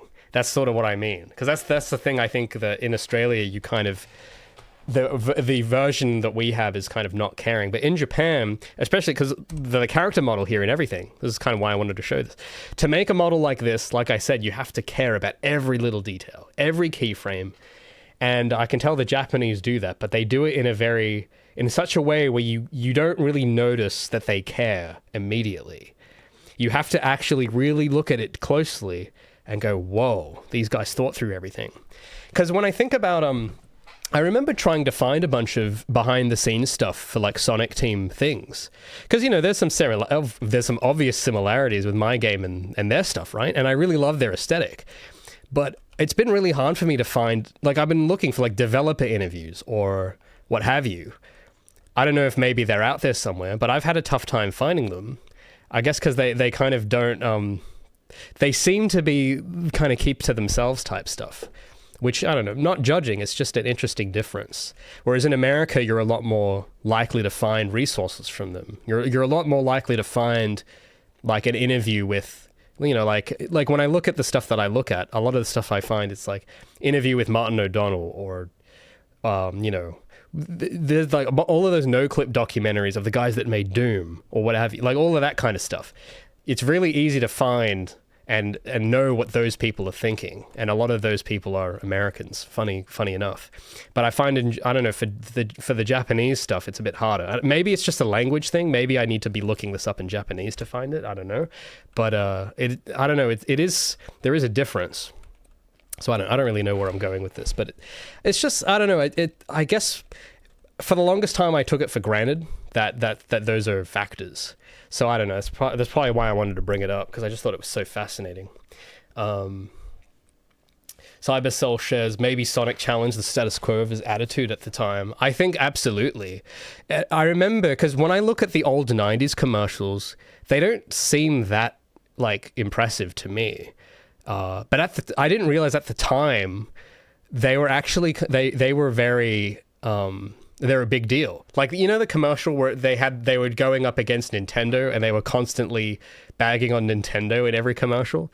And they had my son's such a nice boy, he plays Mario. And then they have Sonic come in and like make a face at the person and run off. Like, to me, that's very tame. But at the time in like 1990s America or Japan or whatever, apparently that was considered like very edgy and like, whoa, wow, that's like so different or something. But to me, I'm kind of desensitized. Like it's like, oh well, yeah, that's just who he is. But he didn't have a long-standing. He wasn't a classic mascot at that point yet. So I guess that's why it was so different. When you go back and watch these now, it doesn't quite hit the same, because it's like, oh well, this is the same guy that was in Sonic Colors. It's like, oh yeah, a big deal. Everyone's heard of this guy type thing. So I don't know. Very skateboard kid type, says Smiley. Yeah, I guess so. Yeah. He did have a skateboarding. There was some like, maybe it was cancelled, but I remember hearing once they had like this, they were going to make a skateboarding game and apparently they cancelled it and they made Sonic Adventure instead or something. I don't know if my lore is 100% correct there, but that was something I remember hearing about that I thought was just kind of interesting. Sarah says all the Half-Life documentaries. Yeah, or like those as well. Like, I don't know. I have never seen an Australian game documentary personally. And I see very few ones from other countries that aren't America. I think there are a few I've seen from like Europe.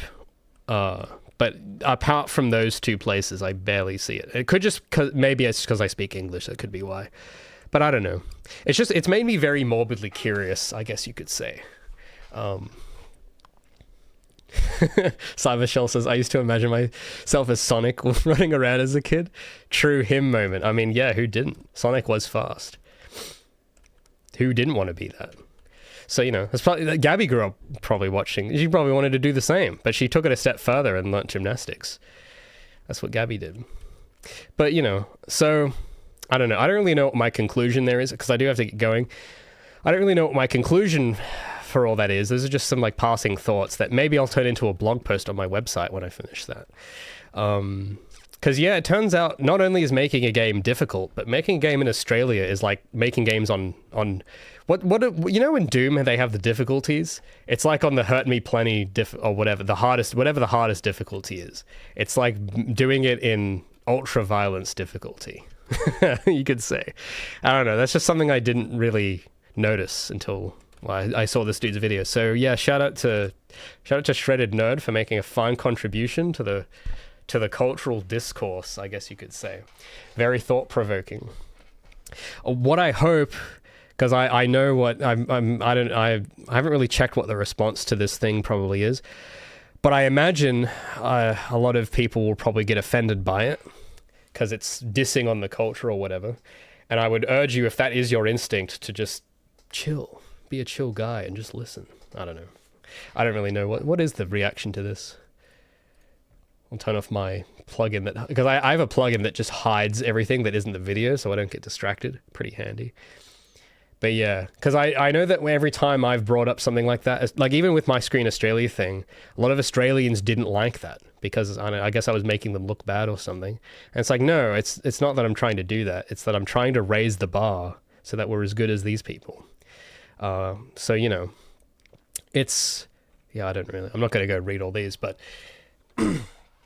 but yeah, if you're an Australian and you feel offended by this and you're thinking, no, this is, or whatever, I don't know, have an open mind about it, because I think he makes some good points. So, anyway. Sierra says, ultra nightmare difficulty. That's, yeah. Nightmare difficulty, that's right. Someone interview the Hollow Knight devs. Yes, please, dude, that would actually be so cool. Because I've heard the only game, like we keep saying, the only Australian game I've ever heard of is Hollow Knight. And it's to the point where I was out once. Here's a cool little story. Because I'm a bit of an old school with my media. I'm a physical media guy. So if I'm getting bored and I need some entertainment, and I also don't want to pay $20 a month for Netflix or something, what I do is I go to like a thrift store or like Vinnie's or something, and you can literally just buy movies for like $2 and you keep it forever because it's a DVD.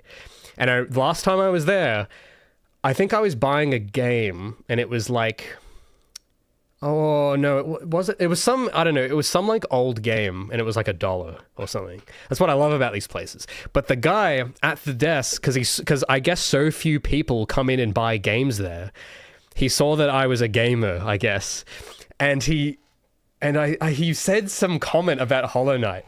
He was like I was like buying the game, and he's like, oh yeah, see, you're a bit of a gamer. Have you heard of Hollow Knight? You know that was made in Australia? I was like, no, I didn't know that.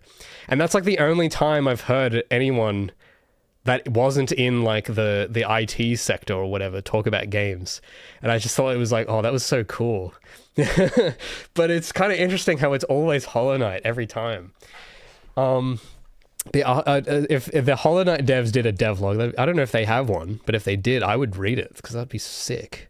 I'd want to hear about what they... Actually, yeah, because there were two I've heard of. There's Hollow Knight, and then there was a guy I met once at a convention whose name I don't remember, but I remember his company. And I think they ended up doing Cult of the Lamb eventually, or something like that. I'm trying to remember the guy's name, but he worked on a game before that, and I met him once at a convention, like for 20 minutes or something. And I thought he was really cool, but I don't know if I still have his cards. This was like 10 years ago, so it was, I don't know, he probably wouldn't remember me even. I was just some random, bystander looking around. But I remember he had his little booth and he was just sketching characters, and he, I don't know if they have if I remember the name of the company, I'll try and find it, but if they had some kind of devlog thing, that'd be cool to look at, because yeah, I just see very few of it from other Australians typically. Chris Rissa says Silk Song was casually announced for this year. Everyone lost their minds. So that's pretty cool. What I have noticed though is that because that to me is awesome. Like my aspiration is to be that game that people lose their minds over, right? Like that'd be awesome.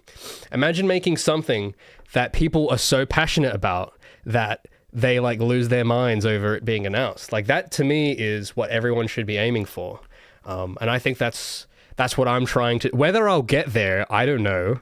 I don't know what I'm doing, but that's what I'm aiming at. And in terms of my own personal, what I'd like to achieve. And I know that I'm not going to get there if it's bad. So that's why I've been so perfectionist about everything. Because you know that those guys would be. I know it might not seem like it. It might seem invisible. And it's just a 2D platformer. What's so hard about that? But to make it good, let's have a look. Because I haven't really looked at Silk Song. But the fact that I've even heard of it is telling you something.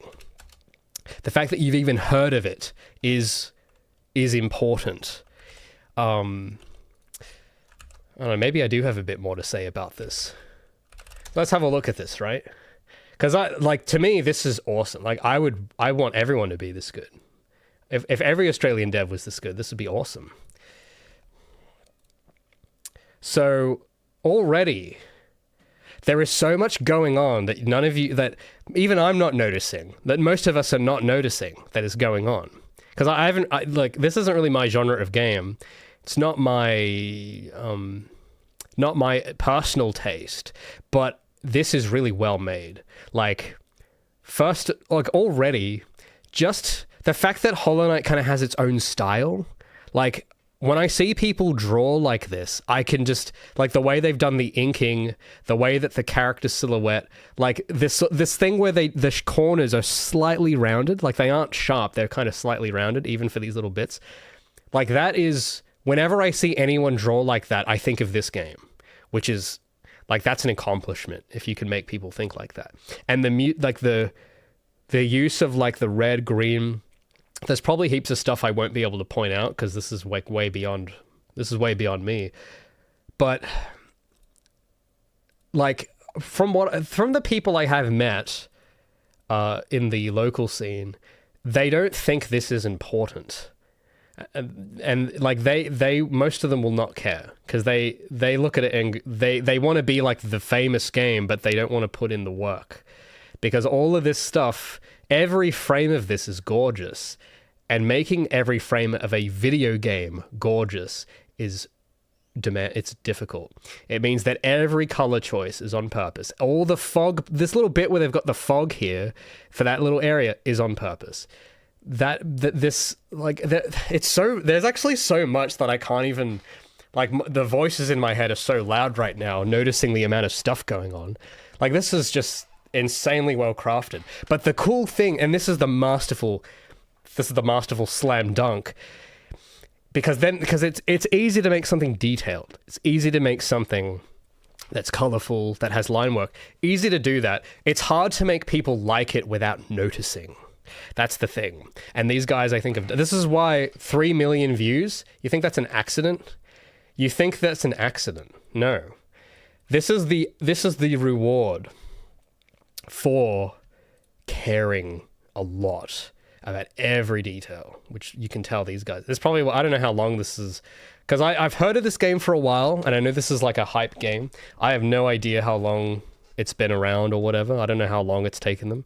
I'd imagine it's probably a while, though, because this is actually quite difficult, especially to do in Australia as well. So it's like, this is actually insane. Maybe I should play this, actually. I should play this. Because I keep hearing about it, but I should play this. Because if this is the best we have in Australia, then it has to be studied, you know. The problem is when I talk to... Because I don't really talk to other Australian devs anymore for this reason. But when I did, and when I would bring up stuff like this, they would often get quite jealous. And they were very, like... I don't know, maybe this might be maybe I'm overgeneralizing, maybe. But I've just noticed a lot of the time with the people I was trying to get in with, like the local scene around me at the time, hated, like, if you were successful or anything, they didn't like you. Like, you were not, no, like this was sort of like This was not encouraged. And if you wanted to be the guy that cared and go, and if you were working in a team and the environment artist if they didn't do it up to a certain bit, and I would be the guy that'd be like, hey man, this you can make this a different color, whatever. If you try and do that, you're going to get ostracized really quick. You're going to get told to shut up, even if you're right. So that's kind of like, I don't know how these guys are able to solve that problem or how they run their team, but that's why you've heard of them, because they've somehow got through that. They became exceptional. They started caring. They didn't settle on she'll be right, and that's why you've heard of it. And I think it's, I don't know, from what I've seen, this is not we don't really, because I guess in America you guys have hype guys or whatever, like you'll have your hype man. I don't know, I haven't really met people like that here. So usually it's because what I saw as well is like there was some other thing I was looking at recently where it was like some game showcase thing, and the audience watching, which I'm guessing were international, were waiting for the Hollow Knight trailer. But it didn't happen because it wasn't part of the event or something. And what was interesting is that everyone would, everyone was hyped for this game, and the other games that they were showing off, no one really cared. And to me, the way I see it is, well, you should want this. Like, this should be what you should want to get, because this, not because, it's not because of the fame or the numbers, not for that reason, but because it is well done. And because it's like, it's going to be such a great experience for the player. That's why I think it's good. It's not because, it's got 3 million views. I need to get Mr. Beast. I got to get my views. Like, no, it's not like that. It's because this is going to be a very good offering for a lot of people that need it. And that's ultimately the job. But I remember in this thing, as they were showing off these other games, people were getting angry. Like, they were like, can you guys shut up about Silksong? And it's like, if you have to say that it's kind of like you've gone down the wrong, like, no, that's the wrong attitude. You can't tell gamers to not be interested. Like, it's tempting to do, and I understand the mentality where it's like, can we give the other games a chance and stop thinking about Silksong for a minute? But it's like, no, the other games should be so interesting that you don't have to be told to stop thinking about Silksong. Like, the competitors should be so good that you're excited for all of them. That should, I don't know, that maybe this sounds a bit pretentious or whatever. Maybe I'm setting the bar too high, but I'd imagine, just from what I've seen overseas and stuff, that's how I think about things when I look at games that are coming out. I mean, I don't really get too excited anymore about games, but when I did, the stuff that I would enjoy, I didn't have to be told to not be excited, If I did, it probably wasn't that good. So, and I noticed that just Australians don't like getting told that. I've noticed. So I don't know. Again, this is not like I'm not trying to judge. I'm just trying to observe. And maybe, I don't know, because I feel like these little details is the key to what sort of Shredded Nerd's video of what he wants. Or he wants more, like, more games getting made here that represent the culture or what have you. I think that's something that ought to be looked at, where it's like, well, if you do want that, you do have to have games that stand out, and you have to not tear them down. You have to actually, be hyped for them or something. Like me, for instance, I'm not hyped for Hollow Knight. I've heard of it, but it's not really my thing. But I think this is awesome. I don't think these guys are, I don't hate them. I think I want to be these people. It's awesome. So, I don't know. Just some observations.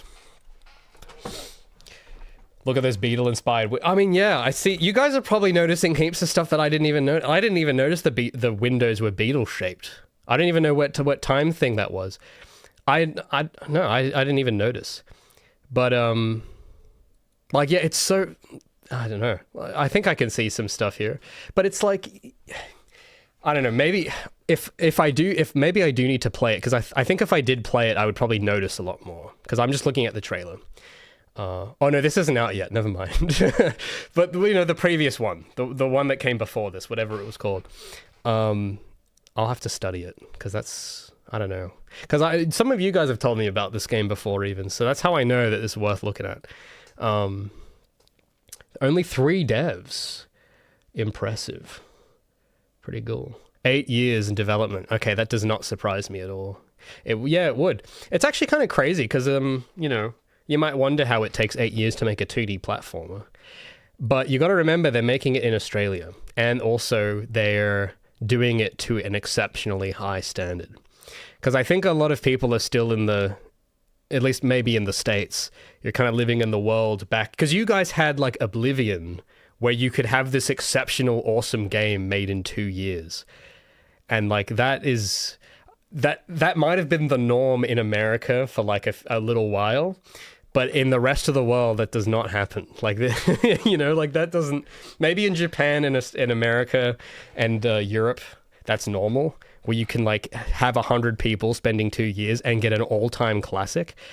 I don't know, maybe that's normal there, but at least in Australia, I've never heard of that happening, where you had an exceptional game that was under those conditions. I don't know, I've never heard of it happening here. So, yeah, so that 3 dudes, you say... 8 years. Yeah, that seems what I would expect. But that's the price. That's what it takes, So it's if they had been told to rush it and go, no, you got to do it in 2 years, like the Americans. No, this probably wouldn't be anywhere near as good if they tried rushing it like that. So I don't know. The more I look at this, the more cool it is. So I don't know, because maybe I might be a fan. I don't know, because I keep looking at this.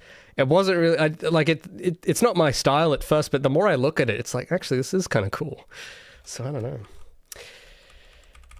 But yeah, but that's cool that because I think what I'd imagine, because I know this is not exactly what the Shredded Nerds video is more about, because it's an Australian game, but it doesn't represent the culture that much. But it makes me wonder, could you?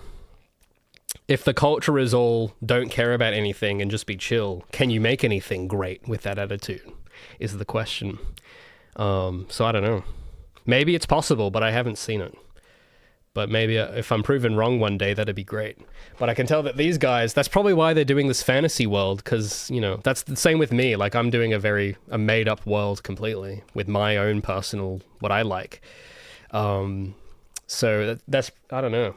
Maybe there's a reason for that too. Smiley said, in the USA, they act like 9 women can make a baby in 1 month. That is so true, man. I've seen that so much. Especially, man, there were some game projects in America, like, there were some American projects I was following for a while. And I remember they were having, like, similar issues for different reasons, but they were having, like, some problems with... like tech debt and all this stuff. And I remember it was kind of interesting how the default reaction most people would have is, you just gotta hire more people and it'll get done faster, which is, I made the same mistake too, right? Like, I gave that a try, and no, it doesn't work like that at all. It really doesn't. So I don't know.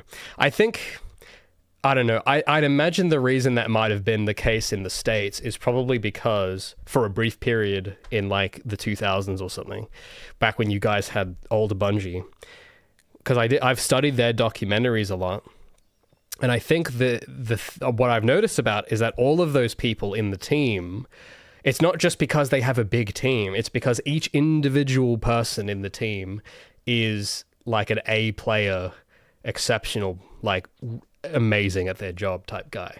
Like, all of them are like the cream of the crop, which is it's very hard to find 100 of those people. But the fact that they did at that point in time is pretty cool. And I don't know, that's just something I've noticed, is that because then I think nowadays, maybe America is doing this now, because you guys have like 5,000 people teams now or something, and a lot of you guys complain that the games aren't as good, and it's like, well, maybe they mistakenly thought that, oh well, we had 100 people for this game, therefore if we add it 3 times that, we'll get 3 times the detail. It's like, no. 3 times the detail, 16 times the detail. But it's but no, I think there's like a balance between the amount and then the quality of those people. And I don't know, in my opinion, I like to think that one high quality person is better to have around than 50 low quality. That, just leave it, mate. It'll be fine. I don't care. Like that, no matter how much of that, I think it's harder to, if you have that 50 of that attitude against one carer, I guess you could say, I don't know, I think the carer would win out, in my opinion, but I don't know. If there's an exception to that, I'd be curious to see. Sarah says, I was about to say, didn't you make a video about that? I mean, yeah, I keep forgetting that video exists, but yes, I did make a video about that. It's crazy. Even with 2 people, it's actually quite, I don't know.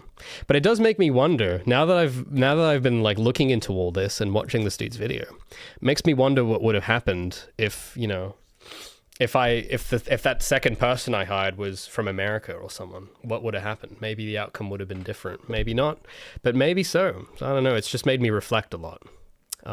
Anyway. Cyber Shells. Nobody wants the just fix it in post guy. So, well, if I remember, where did you say? You said you were from Florida, right? So yeah, it's like, see, that's what I want. Like, I don't like the fix it in post either.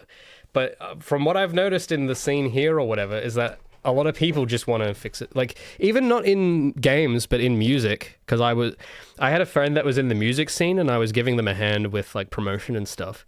And like, they really didn't care. Like, it was annoying. That's why I stopped kind of helping them, because they, like, there was so much to it where it's like, because making an album is actually quite difficult. And they had all this stuff about like, you know, they had because you got to like write the song, you got to chart it out, you got to like do the recording and the mixing, and like a lot of the people they were trying to organize in the band, like they just like, they didn't want to rehearse, or they didn't want to show up to practice, or they didn't like, they like accidentally double booked something, and it would happen all the time.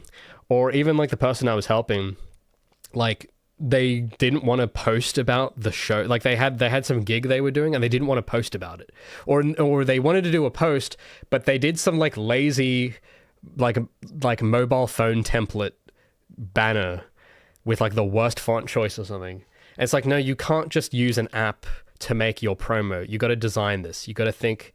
You got to pick. You can't just pick Calibri. Okay, you got to pick a better font than just Calibri. And like, they got really annoyed at me because I kept saying like, well, you know, because you gotta, you know, if you want to make a cool poster for the venue, you got to think about the way the text is laid out. You got to think about the width of the, or whatever. And they're all going like, no, you're just overthinking it, mate. Just don't worry. And it's like, no, you have to worry, because it will matter. And that was quite annoying. I didn't realize, I don't know, maybe in the American scene it would have been different, but that was quite a frustrating experience. So I stopped being involved with that, because it was just, nobody cared about those little details. And that's what I care about. You don't want to be the fix it in post person. Yeah. So anyway, Calibri is low-key one of the most airplane food fonts. Dude, you read my mind, man. That's exactly what I think. That's such a great way to describe it too. It's an airplane food font. I love that. That is the best description I've ever heard of that font. Yes, it is an airplane food font, and I hate it. It's the worst. I hate that it's like, it's trying to be all, well, we're sans serif, but we have curves. And it's like, no, you either have curved edges or you don't. You don't get to pick and mix and match them. Just pick one. It's like, oh, but I'm just a chill font. That's kind of the vibe I get from Calibri. I'm just a chill font. I have curves on some corners, but not others. I just don't care. And it's like, no. You gotta have Arial. I prefer Arial. I know Arial's the default font for everything, and it used to be the default, but I prefer Arial because it's consistent. It doesn't have these weird, like, one edge is curved and one is straight. It's like, no, it's all corners. It's all consistent. I prefer Arial over Calibri any day. But anyway, guys, thanks for hopping for another, I guess, there's not a lot of amazing progress to show this week, so I apologize, but you can't always have great weeks all the time. You know, you gotta, it's like the waves, as you Australians would know. You don't always get big ones all the time. So, so I appreciate you joining me for another weekly check-in. I appreciate you guys still come here for these. You know, it's not always, streaming isn't always the most energizing thing, but I appreciate that you guys are interested enough to come hang out. Thanks for all my Patreon supporters in that as well that have been supporting me for the video. I keep saying, I know I haven't really talked much about it this week, but it's a big video and it's coming along a lot faster now. So maybe my next week I'll have some cool things to show for that. But I'm going to get back to work to it. Thanks for all hanging out. As for the link, do I have a link to a Discord and the blog? So the blog isn't up yet, because there's a lot of organizing I have to do first. But this URL, when it is available, will take you to it eventually. But it won't. It's going to take you to my old website for the moment. But that's going to be the. I've thought about maybe getting a cooler domain as well, because it is kind of a boring domain. So that's something I might look at, but I'm going to keep this one. And if I do get a better domain, I might redirect it. So that link will lead you to it eventually when the time comes. But there's still a bit to go. I got to optimize it and organize it and catalog it, all the contents, and then it'll be ready. So I'm looking forward to that day. It's going to be awesome because there's so much stuff I've written that you guys just haven't seen. A lot of it to do with the model and a bunch of other stuff, even all this level stuff as well. There's a lot of stuff I've written there that will also get turned into videos eventually. But, I think it is quicker to just write about it, which is what I had been doing. So, yeah. Anyway, so I will see you guys next week for more of that. Stay safe, gamers. And, don't drive safe, or whatever you Americans say. I don't know. Drive safe. All right, I'll see you guys next time.